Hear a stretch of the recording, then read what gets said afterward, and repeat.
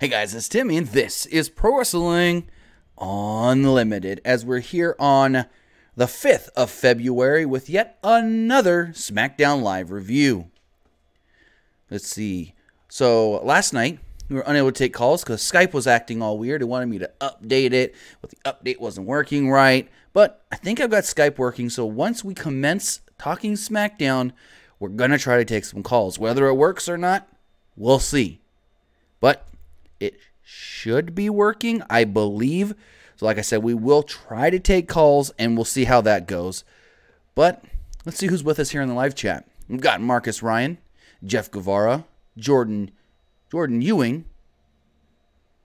Name sounds familiar. Is that the... We've also got Beastie Boy 124. We've got Crazy J. Ooh, the chat just disappeared on me. There we go. We've got a Lady Gamer, Derek Bocek. What did you guys all think of tonight's Smackdown Live? I thought it was better than Raw. That's for sure. I also thought that there was a very good segment between one... What is going on with YouTube? Give me 1 second, guys. I need to check something. I've never seen that before. Okay. Anyway, sorry. YouTube, I guess, changed something, showing me that I'm live. Anyways, okay. I think we're good. So, like I said, there was a really good segment between Becky and Triple H. The brawl at the end of the show was really, really good as well. And a lot of other things were just there, but not bad. I'm not going to say that anything was bad, because I really liked this show compared to what we saw last night on Monday Night Raw. So with that, SmackDown did kick off with Charlotte Flair coming down to the ring. Charlotte Flair discussed Becky Lynch's confrontation of Stephanie McMahon the prior night and her suspension. Flair said that she hopes Lynch gets medically cleared or gets medical attention. Flair pointed out that she's healthy and wants to take that spot at WrestleMania. Flair pointed to the WrestleMania sign when Lynch walked out through the crowd. Security and officials ran out to stop her. She jumped into the ring and started arguing with Charlotte. Triple H's music would then hit, and he ran down to the ring. He told Lynch to get medical attention and the suspension will be lifted. He told Flair that this doesn't concern her and told her to leave. Lynch noted that she doesn't trust Triple H or management. He told her to see the doctor and get cleared, and until then, go home. He wasn't pulling any punches. He was like, I'm not going to do any of this back and forth banter bullshit. We're just going to tell you what you need to do, and then you can get unsuspended. He went to leave, and Becky goes, how's Steph? She get cleared yet? And he was like, you know, I don't really think you're injured. I think you're scared. I think you're scared that on the big stage, you can lose to Ronda Rousey. He noted that she got the match with Ronda Rousey Survivor Series, then showed up on Raw, and then got hurt. Now, she's trying to find a way out of the match. He said that Rousey's going to expose Lynch as a fraud. He said she's going to show the world on the biggest stage that Lynch fears her. Lynch has heard enough and slapped him across the face. The two went face to face, and the fans chanted one more time. Lynch then smirked and left off through the crowd. Very interesting segment here, where they not just on Raw, they let Becky get the best of Stephanie, but on SmackDown, they even let her get the best of Stephanie as well, or the best of Triple H as well. So that was very interesting, because you never see anybody get the best of Stephanie. Sometimes Triple H, not often, but sometimes. But it's a rare commodity that you ever see somebody 2 nights in a row get the best of both of them. So that was very, very, very interesting. Going forward, we had Shinsuke Nakamura and Rusev taking on the team of Carl Anderson and Luke Gallows. On commentary, Tom Phillips noted that R-Truth is home recovering from the attack last week. Gallows knocked Rusev out of the ring to start the matchup. Anderson was briefly in control until Nakamura nailed him with a knee to the gut. Rusev tagged himself in and argued with Nakamura. The faces fought back, and Anderson hit a dive to the floor, wiping out both heels. The heels regained control and isolated Anderson on their side of the ring. Nakamura set up for a Kinshasa, but Anderson caught him in a spine buster. Rusev was screaming at Nakamura to tag him in. Gallows then got the hot tag and ran wild. Nakamura ended up on the floor, and Lana yelled at him to get back in the dang ring. He jumped in the ring and broke up the Magic Killer. Nakamura hit the Kinshasa on Gallows, but Anderson nailed Nakamura with a dropkick. Anderson has just a great dropkick. Rusev was screaming at Nakamura to tag him in. Nakamura then hit the Kinshasa on Gallows, but Anderson nailed Nakamura with a dropkick. Oh, I'm reading the same line, I think. Yes, I am. Okay, sorry. The finish came when Rusev hit the Machka kick on Anderson for the victory. And there we go. So Nakamura and Rusev get the victory. Now, last week, Rusev said that this is going to be a one-time thing where he teams with Nakamura, but I think we could see them team again. I think they can make this to an actual tag team, a heel team that may be needed. Because WWE wants to ramp up the tag teams in the company, and what better way than putting two great single stars together? Backstage, Mustafa Ali discussed his upcoming match with Randy Orton. He talked about the chances of him winning the belt of the Elimination Chamber and defeating Randy tonight. Backstage, the Usos discussed their match against the Smackdown Tag Team Champions Shane McMahon and The Miz. They promised to defeat them at the Elimination Chamber. Next week, the Usos will appear on Miz TV. And it will be co-hosts, The Miz and Shane McMahon. So we get Randy Orton versus Mustafa Ali. Orton gained control when he gave Ali a back suplex on the announce table. He slowed the pace down and locked on a chin lock. Ali fought back, but Orton hit a power slam for a near fall. Orton hit a superplex for a very close 2 count. Orton went back to the chin lock and slowed the pace down yet again. Orton attempted the back suplex on the announce table again, but Ali slipped out. He then sent Orton over the announce table and dove over on top of him. He then hit a rolling X Factor for a near fall. Ali appeared to suffer an eye injury here, getting just waffled. Ali avoided an RKO attempt and hit a tornado DDT for yet another near fall. Ali went up for an 054, but Orton yanked him off the top and hit an RKO for the victory. This was a great match by both guys. Ali looked good here despite possibly getting a little bit of an eye injury. Yes, Steve Emblom says this match was a class, great finish. George Don Cox, yes, we are going to attempt to take calls tonight as long as Skype wants to work right, because sometimes Skype likes to be finicky like that. Backstage, Joe noted, after the match, Samoa Joe attacked Orton and locked on the Coquina Clutch. He choked out Orton and then attacked Ali as well. As Joe was leaving, WWE Champion Daniel Bryan was walking out. Joe started walking towards him, and Rowan appeared to back Joe off. In the back after a commercial, Joe noted that Orton learned for every action, there's a reaction. He promised to win the title at the Elimination Chamber. In the ring, Daniel Bryan was introduced as the favorite son of Washington. The fans broke out in a Daniel Bryan chant. Since they were in Everett, Washington, Daniel Bryan is from Washington, so it made a little sense. He said he finally gets to talk to people that understands what he's trying to do. Fans chanted yes. He said the people of Washington are intelligent and smart people. He said they know that we need change. He said unfortunately, he has to speak to the global audience though. He noted the mass audience is destroying this planet. Bryan is fighting an uphill battle. He said that's why he created the eco-friendly WWE Championship. He said the belt is a symbol of change. He said unfortunately, he has to speak. Rowan will go on and talk about Galileo. He noted that he and Bryan's idea was to have good intentions on helping the planet. He said that people fear Bryan because he's the champion. He noted as long as Bryan's champion, they'll try to silence him.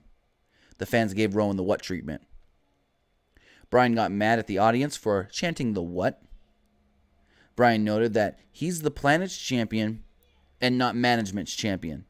That's why he wanted to get the new belt, and he wants to defend it against the other wrestlers inside the Elimination Chamber. Bryan noted that the other 5 wrestlers want to win the title and take it backwards. He said the WWE and the planet need Bryan as the champion. He said that nobody is going to take this from him. He's only doing what he feels is right for the planet and not just what he wants for himself. I thought this was a really, really good promo. And I could be in the minority here. But who else would like to see Daniel Bryan get some gear maybe for Elimination Chamber or WrestleMania that's a little bit of a Captain Planet inspired? I think that'd be pretty funny. In the back, Kayla interviewed Jeff Hardy. He said he was disgusted that Bryan threw the old belt in the trash last week. Instead of debating Bryan, Hardy is going to deal with it in the ring. AJ Styles approached Hardy and wondered if Hardy is still the right person to represent WWE's legacy. Hardy noted Styles couldn't defeat Bryan for the title. He promised to defeat Bryan tonight and deal with Styles inside the chamber. We then got a triple threat tag team match, Mandy and Sonya taking on the team of Naomi and Carmella and the Iconics. Oh yeah, and Naomi and Carmella were just randomly added to the Elimination Chamber tonight. The Iconics isolated Carmella in their corner. Peyton sent Carmella into Billy's knee for a near fall. Carmella kicked Kay into a Rose and Deville's corner. Rose tagged herself in and locked on the abdominal stretch on Carmella.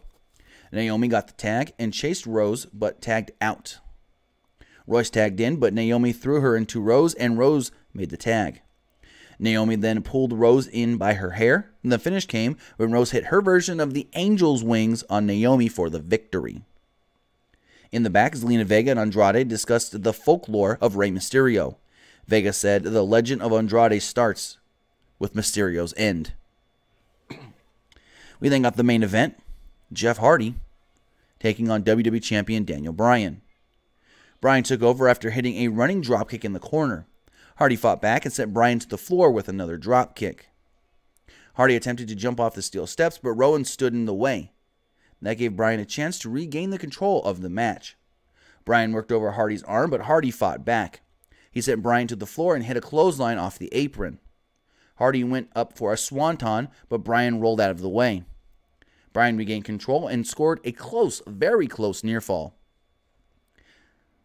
Bryan would then do the yes kicks, but Hardy hit a twist of fate. So Hardy hits this twist of fate, and he gets on the apron and goes to climb up to the top for the swanton, and you literally see Daniel Bryan on his back scooting over in place for the swanton bomb. Jeff Hardy hits the swanton bomb, goes for the cover, 1-2, Rowan pulls him out of the ring. Referee calls for the disqualification. Jeff Hardy technically wins and then gets beat down. Bryan applied the label lock on Hardy after he was thrown back into the ring by Rowan. Samoa Joe suddenly ran into the ring and attacked Rowan and locked in the coquina clutch on Bryan. Orton would then run down and brawl with Joe. Mustafa Ali also ran out and hit a drop kick on Joe and Orton off the top rope. Ali then hit a dive onto Rowan, but Rowan caught him. Rowan would then apply what looked like at first just the iron claw right to the top of the head of Ali, but then he would lift him up like a choke slam from the top of his head and slam him straight down hard on the announce table. Like, I can't say how hard this looked. AJ Styles would then run down, and he started to attack everybody as Daniel Bryan and Rowan scattered away. He hit the phenomenal forearm on Hardy, and a couple other moves, a kick to Joe's face off of the apron before that phenomenal forearm. Daniel Bryan was then interviewed in the back by Kayla when he ran off, and he basically just said, I'm the champion. I'm going to win at the chamber. None of these other guys understand what I'm doing here, why I need to be the champion. I am going to be the champion forever. And that's how Smackdown went off the air with yet another brawl, just like it ended last week. So with that, we do know basically only one thing for next week's show. The Shane and the Miz will host Miz TV, co-host Miz TV with their opponents, the Usos. So now, if you guys do want to call into the show, you can do so by calling in at 559-475-8473, 559-475-8473. Again, we're going to try and see if Skype's going to work. I can't guarantee it, but we're going to try. So if you guys do want to attempt to call in, you can do so. 559-475-8473. As we wait for some calls, we'll also read the chat. Steve Emblem says Rowan should call that the recycle dunk. It's a good one. All right. I think it is working. Give me one quick second, guys, to check something.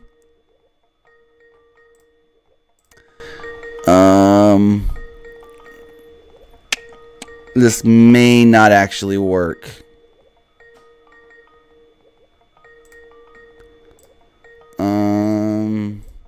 We're gonna test it.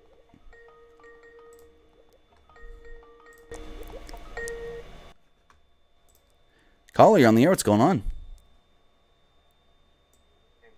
How's it going?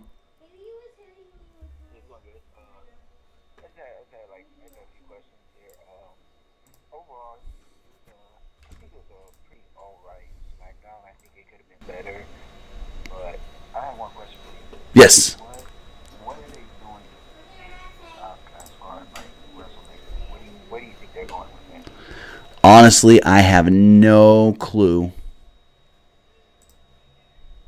you think they do another rematch with Charlotte, or no? Because I believe Charlotte's going to be in that Raw Women's title match.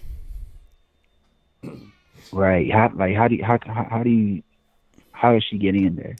Honestly, the way they're doing it now, I can see them doing a deal where Becky doesn't get cleared. The McMahons then say Charlotte can have the match, and then somehow Becky does get back into the match.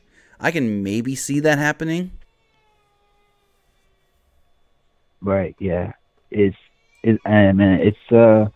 mean, to be honest, I really would prefer to see Becky and just Ronda. Because, I mean, what was the point of Becky winning the Rumble match if you can have the triple threat match? Charlotte should have just won the match. I mean, think about it, though. When Ray won the Rumble, they still added Randy Orton to that match. When Cena won the Rumble, they did a triple threat at WrestleMania 24 as well. They have done it in the past. Right. I mean, WrestleMania 20 was a triple threat, and Benoit won the Rumble. They have done it in the past, and I think you should add Charlotte to this match because it'll be another dynamic that you won't have without her. As far as if something happens and Ronda gets confused, Ronda loses her placement in the match, you still have Becky and Charlotte who can go out there and kind of try to pick up the pieces while Ronda composes herself. Right. That now that you say that makes perfect sense. But my last question before I let you go. Sure. Who are winning the tag titles? The women's? Women's tag, yes. I would say Bayley and Sasha, but at the same time, I'd like it better if they won them at Mania. So maybe you do a heel team like the Iconics or Mandy and Sonya. I personally think that it should be the Iconics because it's the Iconics and the Riot Squad. I think those are the only tag teams, really tag teams. The rest of the teams, they just put two superstars together. Those are the only true teams that are true actually a team. So, I mean, I personally think it should go to the Iconics, but I wouldn't be surprised if it goes to Bayley and Sasha. I wouldn't either, but think how funny it would be with the Iconics being the first tag team champions. There'd be some good comedy there. Yeah, it definitely will. It definitely will. But have a good night. All right, thanks for the call and have a great night.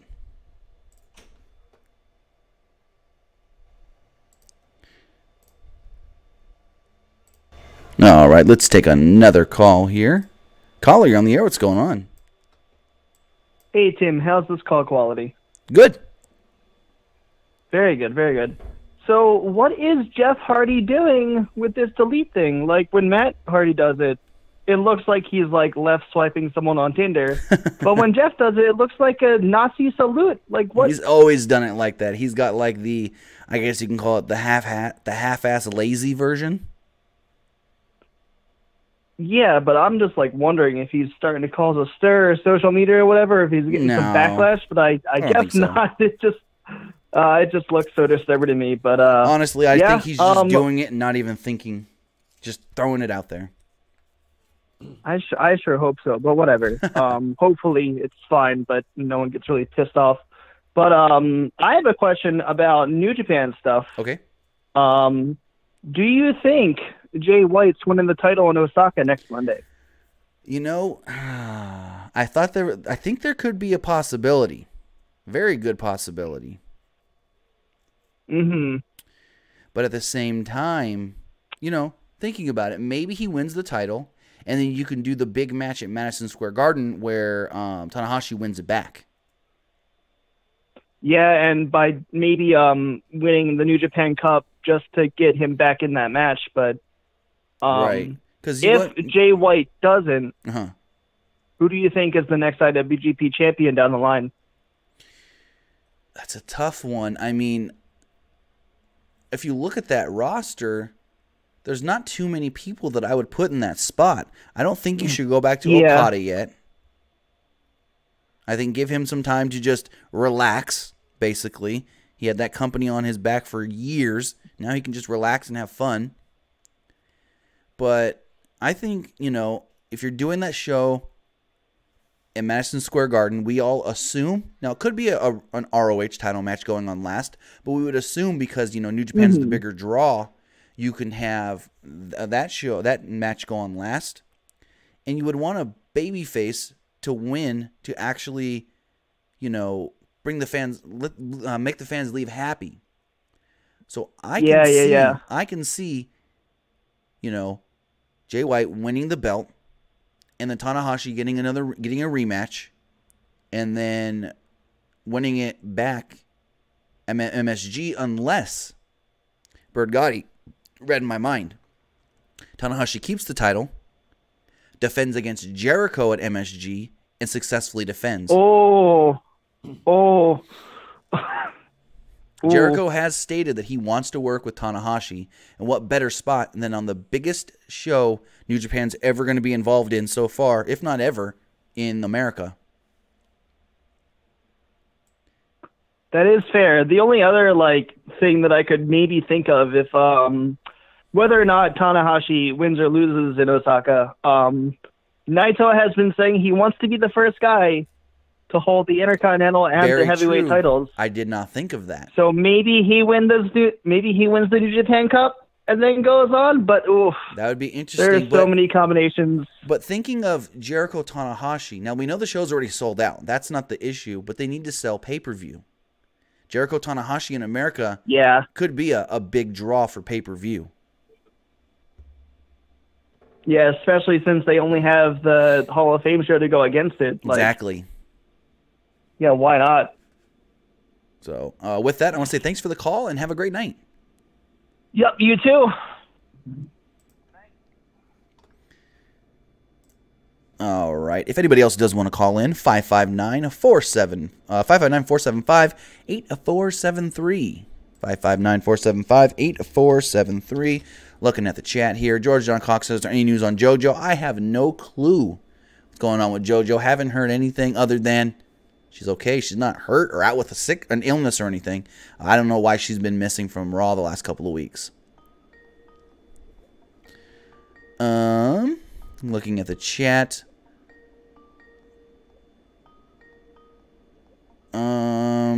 Oh, okay, never mind. I was reading something in the chat. Tim, quick question from Bird Gotti.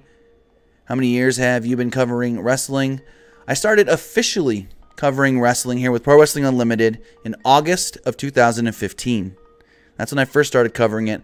I had been working with different forum websites doing their graphics and stuff. But as far as reporting and everything, August 1st, 2015. Well, technically the channel was started July 31st, but I think the first video went up on August 1st. But with that, let's take another call. Caller, on the air, what's going on? Hey Tim, what's up? How's it going? Pretty good. Fighting a cold, but I just want to acknowledge how they structured SmackDown tonight and how that championship they really gave the Elimination Chamber match very good promotion.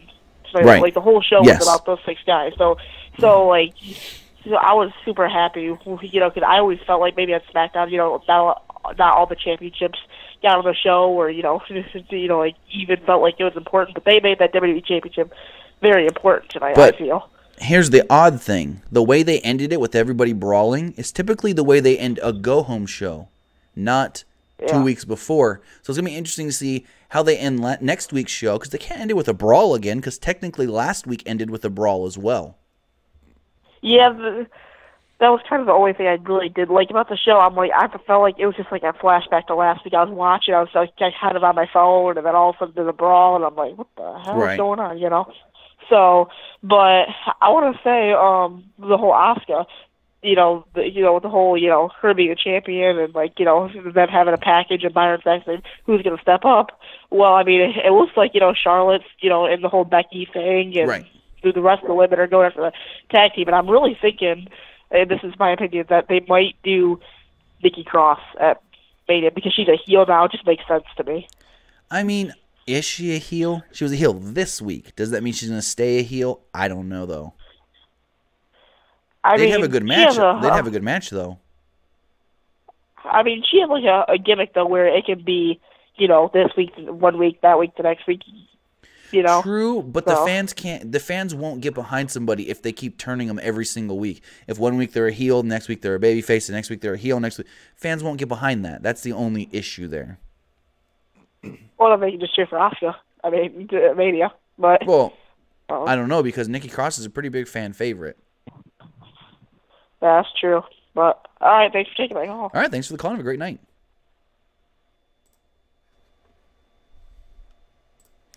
All right, just looking at the chat. Jeremy Hallsworth says, who faces Bryan at Mania, or will he lose at the Chamber? I don't know who can face him at Mania. I don't expect him to lose at the Chamber. I think it's way too soon for that. George John Cox says, SmackDown was a lot better than Raw. Very true. Alonzo Arce says, what are the chances of Kenny Omega coming to WWE? Slim to none. I don't think he's coming to WWE. I think Thursday we were going to get the announcement that Kenny has signed with AEW. I think that's coming Thursday at the rally or the ticket party.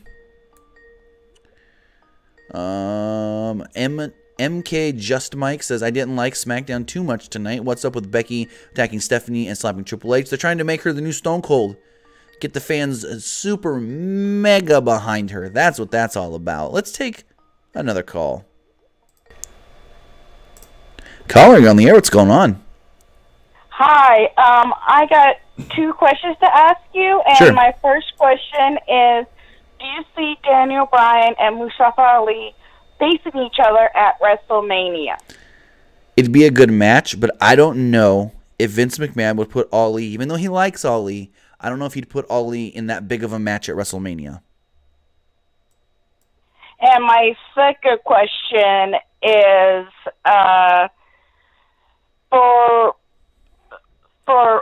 I think I see Asuka facing maybe an up and comer, maybe, or something like that. Maybe. Yeah, or she could be facing maybe getting a revenge on maybe Carmella. I don't know if the fans would want to see that, though. Now, just because Naomi is in this Elimination Chamber match doesn't mean they can't build Naomi up to challenge at WrestleMania, though. Or even Fastlane before WrestleMania. So, yeah, that's all the question I need to ask. Because if you think about it, maybe Asuka doesn't defend the title in Elimination Chamber. They give her that pay-per-view offer or whatever. She gets a random match at Fastlane. Maybe Carmella. But Carmella's a babyface now, so maybe Mandy Rose. I don't know. But I think out of all the women on SmackDown, if it's not going to be Becky, if it's not going to be Charlotte, then I would build up Naomi as the contender. for WrestleMania. Naomi and Asuka at Mania could probably be a pretty good singles match. Yeah, because Naomi's starting to get back to, because they were doing they were kind of doing the same thing what they were doing with Becky. You know, they were leaving Naomi like in the dust, you know, right. and now they're bringing her back up to where they did with Naomi, and I could see that happening, Naomi versus Asuka, because you know they were a tag team, and now they can face each other, and they did play together. You know, they did a good match together. They can build that up as well. So yeah, that's all the questions I have. All right, thank you for the call, and have a great night. Okay, thank you. All right, just looking at the chat here. Marcus Bryan says Kairi Sane versus Asuka, or is it too early? I think it's too early. Sane has been working the SmackDown Live house shows, I believe it is.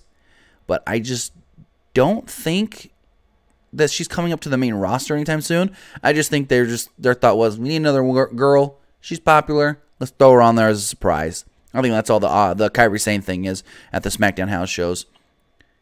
Golden Draco says Jimmy Havoc just signed with AEW. Pretty nice pickup. Yeah, it is a pretty good pickup. They need diversity in their roster as far as guys that do different types of wrestling, not just a bunch of guys that do the normal American style of wrestling. And I think he's a pretty good pickup as far as something different than they already have. Jeremy Holsworth says, who gets moved to Raw? Too soon to tell. We'll have to wait closer to Mania, since we do know that the Superstar Shakeup will be taking place in Montreal, Canada, from the Bell Center, April 15th and 16th. George John Cox says, I hope the SmackDown Women's Championship on... Why would you hope that? They ain't going to put the women's title on the pre-show. No. No. Oh, you meant not on the pre-show. There we go. Corrected yourself. Mike says, I don't understand why they aren't pushing Tony Nese to the Cruiserweight Championship match. Well, I haven't seen 205 Live yet tonight, but wasn't he suspended last week for his actions against Noam Dar in the parking lot? Again, I haven't seen tonight's 205 Live, so I could have missed something. Marcus Ryan, we're thinking the same. I think Balor should be moved to SmackDown. Terrence Sproulus, no. He says Paige should come out of retirement for WrestleMania. No. WWE will not clear Paige, just like with Stone Cold Steve Austin, just like with Edge, just like with others that had neck injuries. She's been medically benched. She ain't getting off that bench. Now, I know a lot of people try to say, well, Daniel Bryan got off the bench. Daniel Bryan got re-cleared. Completely different issue. She's having a neck and spine injury. Daniel Bryan's was a head brain injury.